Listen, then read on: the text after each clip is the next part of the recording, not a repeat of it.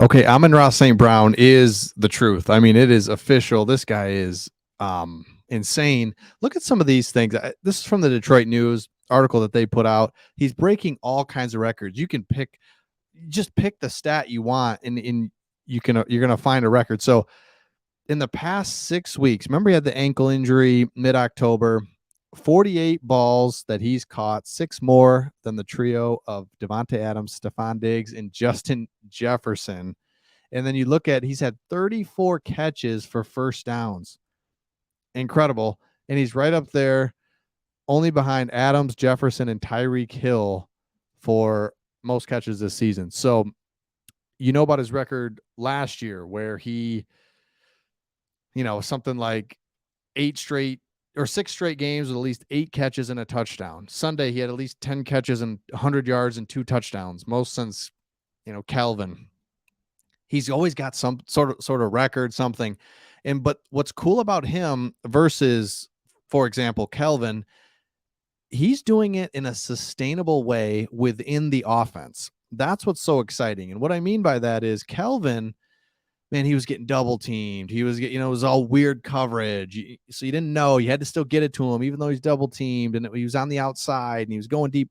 Then he was jump ball and he was crashing down and he was injured and he was getting chopped down. Like, it was just, he wasn't going to have a long career. It was just going to be tough game in and game out. It was actually difficult. I always made the argument he made as great as he was, he caused problems for our offense because he would be double teamed, triple teamed, but you still had to get it to him. But the defenses were so weird that it kind of messed with you, where this is within the offense.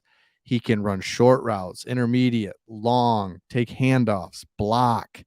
The guy is crazy too, because you hear these stories in the broadcast. I mean, Fox last game there was just, it was like the St. Brown biography. They're sharing story after story because he has so many of these crazy stories. For example, the 200 balls on the jugs machine after every practice, 202, because he heard somewhere somebody does 200. He looks at, we've heard it now and we're going to get sick of it as Lions fans, but he knows every player drafted before him. We know that. He knows every name and where they were born and how many siblings they have. And I'm making that up, but you know what I'm saying? It's like, this guy's like insane and he wants to be so good. And he talks about exercises he does for shoulders and different muscles in his body to prevent injury because he wants to be on the field. He wants to be solid as can be. And, it goes back to his dad. Remember, you've seen footage of that, working out, and his dad's, bodybuilding and everything. And you just talk about being basically obsessed with your craft. And so St. Brown's craft is football, and we have him.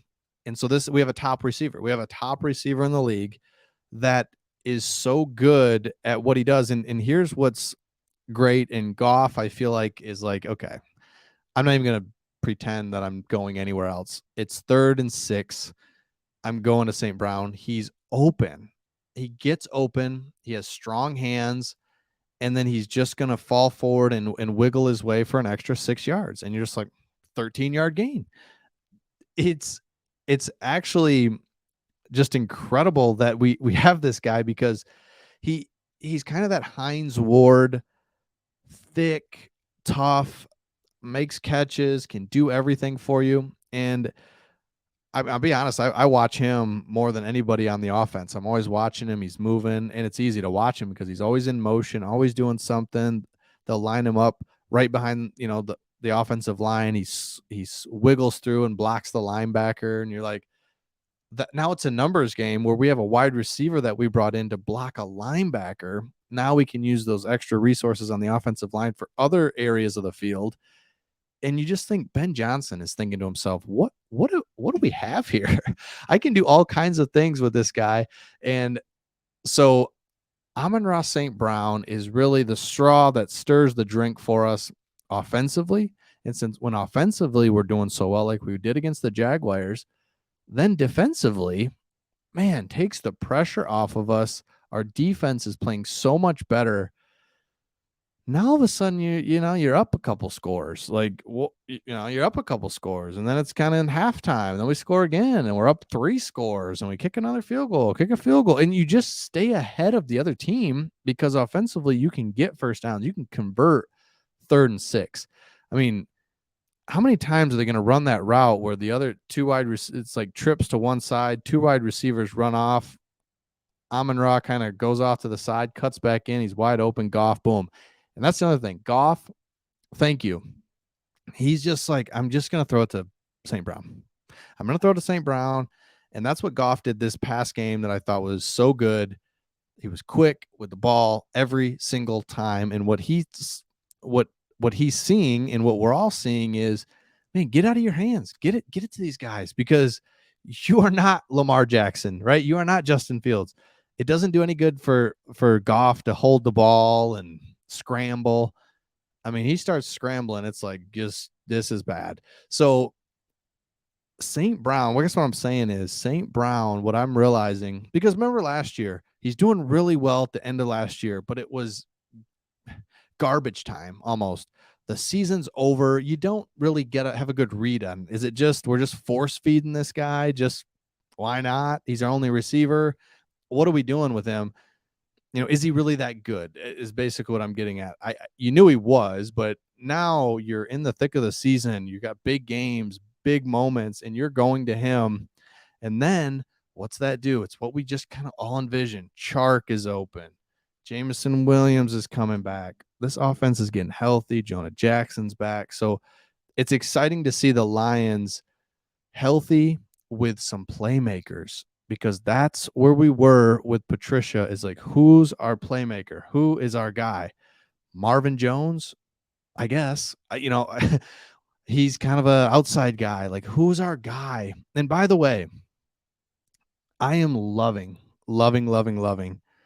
that we are not missing TJ Hawkinson for 1 second. I called it a year ago. I said, just get rid of him.